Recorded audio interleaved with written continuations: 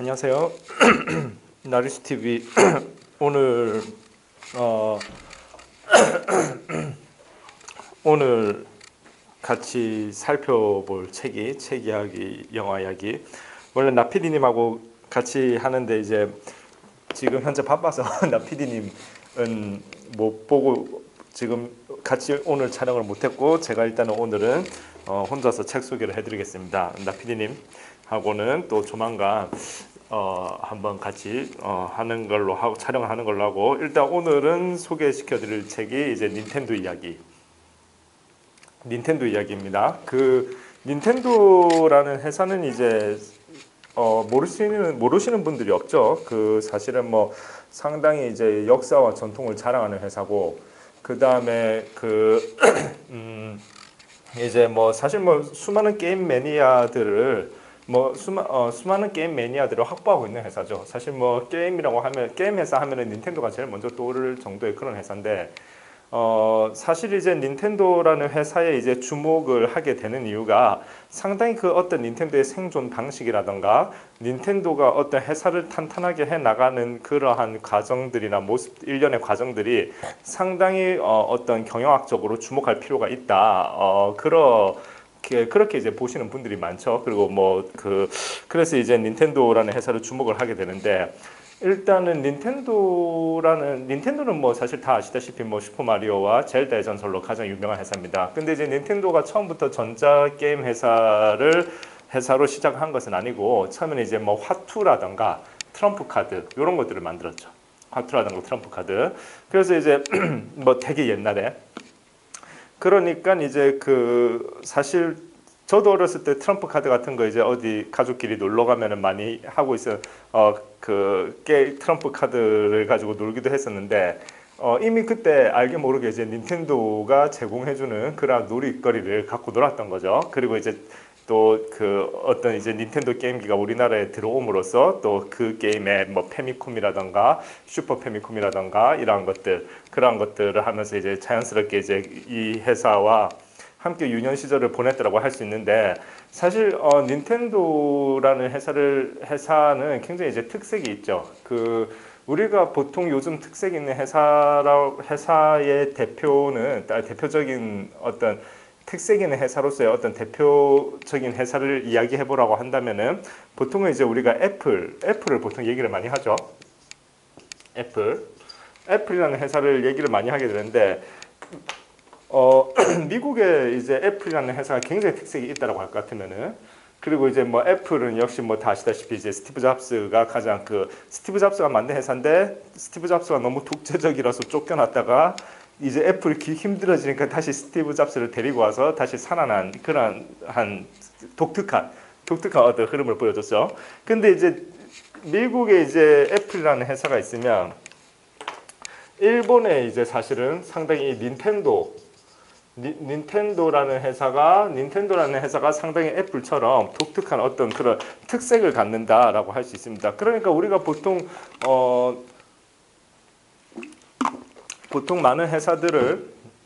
많은 회사들을 우리가 잘 알고 있지만 그런데 이제 닌텐도나 애플 같은 경우에 상당히 특색 있는 그러한 느낌으로 다가오죠.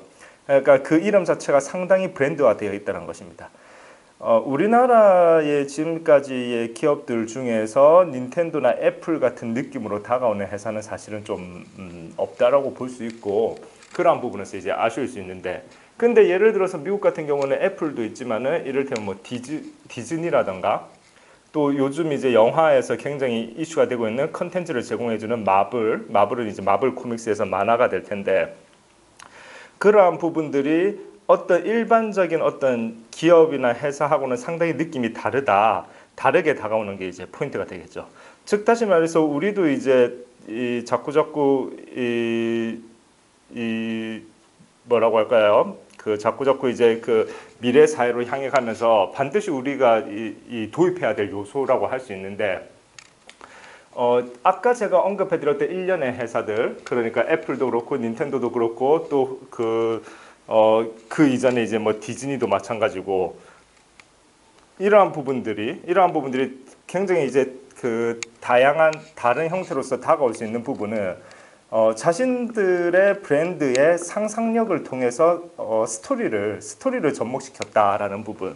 그래서 어떤 그 회사라고 하는 우리가 회사라고 하는 이야기를 들었을 때 그냥 머릿속에 떠오르는 그 이미지가 아니라 그 회사에 뭔가 상상력을 통해서 스토리가 접목되어졌다라는 그러한 느낌들로 다가오는 거죠. 그러니까 예를 들면 이런 겁니다. 그 굉장히 오래전부터 이제 사랑받아왔던 쓰여졌던 이제 소설이 이제 뭐 추리 소설하면 대표적으로 셜록 홈즈지 않습니까? 이제 그 코난 도일이 썼던 셜록 홈즈가 추리 소설의 가장 대표가 될 텐데 포인트는 뭐냐면 그 코난 도일이 썼던 셜록 홈즈가 살았던 때가 이제 베이커 거리죠. 베이커가의 몇 번지였나요? 그 하여간 그 지금 번지 수는 기억 안 나는데 베이커가 몇 번지 여기에 이제 홈즈가 하숙을 하고 있었죠. 홈즈의 하숙집이 여기 있죠. 이거는 코난 도일의 상상이지만 이 셜록 홈즈가 전 세계인의 사람들에게 사랑을 받으면서 이것을 이미 우리에게는 실제로 현실에서 존재하고 있는 것과 다름없는, 그래서 수많은 사람들이 방문을 하고 싶어하는 그러한 장소가 된다는 것이죠. 그래서 생명력을 부여받게 되고 쭉 이어진다는 것이죠. 그렇게 되는 것이고, 그 다음에 아까 뭐 디즈니도 마찬가지일 것이고, 요즘은 또 굉장히 되게 최근 들어서 뭐 몇 년 됐죠. 우리나라에서도 굉장히 익숙해진 게 이제 마블 코믹스라고 하는 그 만화 캐릭터를 중심으로 해서 이제 영화가 만들어지다 보니까 마블의 세계관이 어떻고 저떻고 마블의 캐릭터가 어떻고 저떻고 하면서 마치 현실에 실존하는 사람들을 이야기하는 듯한, 그래서 마치 굉장히 이야기하는 사람들끼리는 굉장히 격론이 오고 갈 정도로 마치 팩트를 논하는 듯한 그러한 착각을 줄 정도로 이 어떤 현실 속에서 이 상상의 세계를 명확하게 구현시켜 놓았다라는 것이죠. 이런 일련의 과정과 맥을 같이 한다라고 보는 것이 애플과 닌텐도라고 볼 수 있습니다. 회사임에도 불구하고 애플 같은 경우에는 애플이라는 제품 하나하나가 마치 마블 코믹스의 어떤 뭐 스파이더맨이라든가 아이언맨이라든가 하는 캐릭터 하나하나와 같이 애플의 어떤 그 MP3, 애플의 어떤 스마트폰, 뭐 애플의 어떤 컴퓨터 이런 거 하나하나가 마치 상당히 그것 자체로 살아있는 캐릭터처럼 그렇게 느껴지게 되고, 그러다 보니까 굉장히 그 애플을 사용하는 매니아들은 자부심을 가지게 되는 그런 형태가 되는 거죠. 그러니까 그 예를 들어서 마이크로소프트도 똑같이 이제 있었고 IBM도 똑같이 있었고 다 IT 컴퓨터 회사들인데 애플은 유독 아까 말씀드렸던 어떤 그런 컨텐츠적인 느낌, 그런 느낌이 물씬 나죠. 마치 컴퓨터계의 어떤 디즈니 뭐 이런 느낌이라고 할까요? 이런 느낌, 디즈니 마블. 근데 이제 이러한 특색이 이제 그 미국에서 애플이라고 한다면 이제 닌텐도가 명확하게 어떠한 그 자신들의 어떠한 이것도 뭐 세계관이라고 표현하면 되겠죠. 게임을 통해서 세계관을 잘 구현해냈다라고 볼 수 있는데, 닌텐도의 대표적인 이제 작품이 이제 슈퍼 마리오랑 그 다음에 젤다의 전설, 뭐 이거 이외에도 여러 가지가 있겠지만 이게 대표적인 형태가 되는데, 이때 이 슈퍼 마리오나 젤다의 전설이라고 하는 게임이 그때 당시에 굉장히 선풍적일 수 있었던 거는 굉장히 오래전에 나왔던 게임이죠. 초창기 이제 가장 첫 번째 페미콤이라고 하는 게임기에 그 소위 팩으로 나왔었던 그러한 형태로 거슬러 올라간다면, 그때 이제 제가 초등학교 1학년 때쯤에 이제 슈퍼 마리오가 갓 우리나라에 막 들어오고 그랬거든요. 그때로 거슬러 올라간다라고 한다면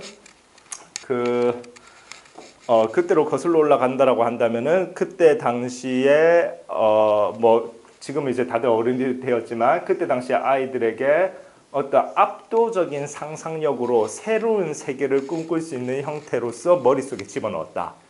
그래서 그것이 어떠한 그 아까 말했던 그 상상력의 세계가 굉장히 구체화되게 당시 아이들의 머릿속에 새겨지게 되고, 그러니까 이 아이들이 점점 커서 어른이 되어가면서도 그때 어떤 향수라든가 이러한 부분들이 계속 이제 그 작용함으로써 이 어떤 캐릭터도 계속 이제 시간이 흐름에도 불구하고 퇴색되지 않고 그 생명력을 그대로 이어간다라고 하는 것이죠.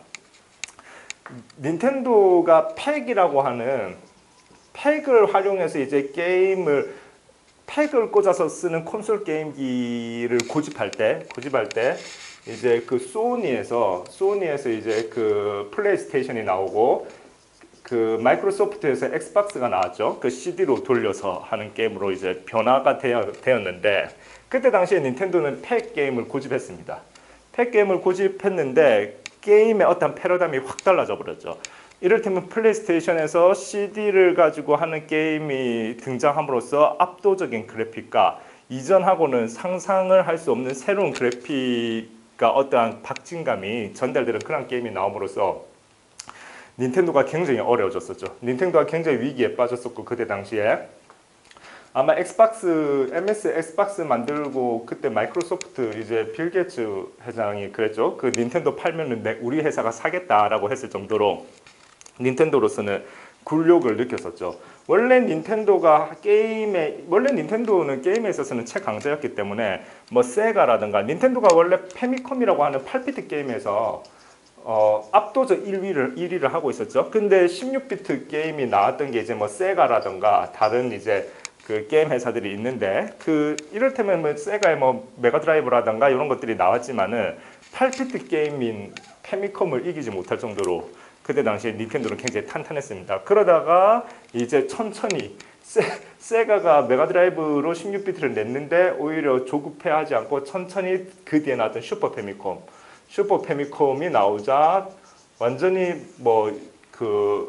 이 메가드라이브라는 이름으로 우리나라에 출시됐던 16비트 그 세가의 게임을 거의 소위 박살났다라고 표현해도 될 만큼 슈퍼 페미컴의 압도적인 승리였죠. 더더군다나 그때 당시에 슈퍼 페미컴에서 뭐가 구동이 됐었냐면은 오락실에서 굉장히 인기 있었던 스트리트 파이터 2가 이제 슈퍼 페미컴에서 돌아갈 수 있었죠. 그러한 부분들 때문에 그래서 거의 뭐 닌텐도는 게임 회사에서는 이길 수 없다라고 이제 확실하게 자리매김했던 그러한 압도적 1위를 하고 있었는데요. 거의 그때가 한 94년도 뭐 이랬던 것 같아요. 그 정도. 그런데 원래 그래서 그때 당시에 이제 닌텐도가 소니와 합작을 해서 더 게임을 업그레이드 하려는 이 하드웨어를 업그레이드 하려는 시도를 하려다가 소니가 알다시피 전자 회사로서는 일본 최고의 회사였지 않습니까? 그렇게 되다 보니까 어떤 이유에서인지 모르지만 닌텐도가 소니와 합작을 하려고 하다가 합작을 하지 않습니다. 그러니까 아마도 순간 위기감을 느꼈겠죠. 만약에 닌텐도와 소니가 합작을 해서 무언가를 작업했을 때 소니가 어떤 게임을 만드는 어떤 노하우를 얻어서 소니의 어떤 소니만의 압도적 기술력을 가지고 게임이 나오게 된다면 닌텐도가 상당히 어려울 수 있다는 판단을 닌텐도 경영진이 순간 했던 것 같아요. 그래가지고 소니와 거의 합작이 이루어지려다가 결별을 했는데 그런데 아무튼 소니는 그 결별 이후에 독자적으로 게임기를 만들어냅니다. 그래서 이제 플레이스테이션이 나왔던 것이고 그래서 닌텐도가 상당히 어려워졌었던 거죠. 어려워졌었는데 그래서 거의 뭐 닌텐도는 무너질 뻔했다가 그때 이제 무너질 뻔했던 닌텐도를 지켜줬던 두 개의 기둥이 이제 슈퍼마리오랑 젤다의 전설이죠. 그러니까 얘네 두 캐릭터를 굉장히 너무 잘 키워놨기 때문에 저 두 개의 게임을 그래서 이제 닌텐도가 코너에 몰렸을 때 저 두 개 가지고 근거히 버티면서 시간을 벌 수 있었죠. 시간을 벌 수 있었는데 어찌되었건 게임의 어떤 패러다임은 또 한 번 변화를 겪어서 플레이스테이션과 엑스박스와 같은 그래서 굉장히 고가의 그러면서도 그래픽이 굉장히 뛰어나고 박진감이 굉장히 넘치는 그런 게임으로 이제 게임 패러다임이 전환이 됩니다. 전환이 되는데 그래서 이제 어쨌든 닌텐도가 거기에서 이제 한참 이제 1위 자리에서 이제 2위, 3위 이런 식으로 쭉 이제 점유율이 떨어지다가 이제 닌텐도가 이제 고민을 했겠죠. 근데 고민을 했지만 사실 닌텐도의 어떤 하드웨어 기술이 마이크로소프트나 플레이스테이션을 소니를 따라갈 만한 그러한 기술은 안 됐기 때문에 사실 그러한 식으로 접근하기에는 굉장히 어려웠을 것이고 그래서 상당히 딜레마가 있었겠죠. 그런데 역시나 닌텐도는 아까 얘기했던 슈퍼마리오나 젤다의 전설의 특징이 어때 굉장히 막 잔혹하고 굉장히 좀 이 뭐랄까 이 격렬한 액션이 들어가고 이런 게임이 아니잖아요. 좀 판타지로 가고 그리고 온 가족이 즐길 수 있는 그런 느낌으로 가다 보니까 역시 온 가족이 패미컴도 패밀리 컴퓨터의 약자죠. 그러니까 온 가족이 즐길 수 있는 패밀리형 컴퓨터로 간다, 게임기로 간다라고 초점을 맞춘 것이고 그래서 일단은 먼저 닌텐도 DS가 일단은 먼저 나왔죠. 닌텐도 DS는 그 온 가족이 즐긴다는 개념보다는 이제 편리하게 그다음에 듀얼 스크린의 약자죠. 화면 두 개인 것이 굉장히 특이했고 그래서 이제 일단 어쨌든 닌텐도의 역시나 참신함이 돋보이는 작품이었죠. 그래서 여기서 히트를 해주면서 다시 뭐가 나왔다? 닌텐도 위가 나와줌으로써 WII죠? 닌텐도 위가 나와줌으로써 다시 닌텐도가 완전히 살아나는 그러한 양상을 보이게 됩니다. 근데 역시 우리가 이 상황에서 주목해야 되는 것이 닌텐도의 어떤 상황의 극복 방법이 결국에는 역시나 닌텐도 특유의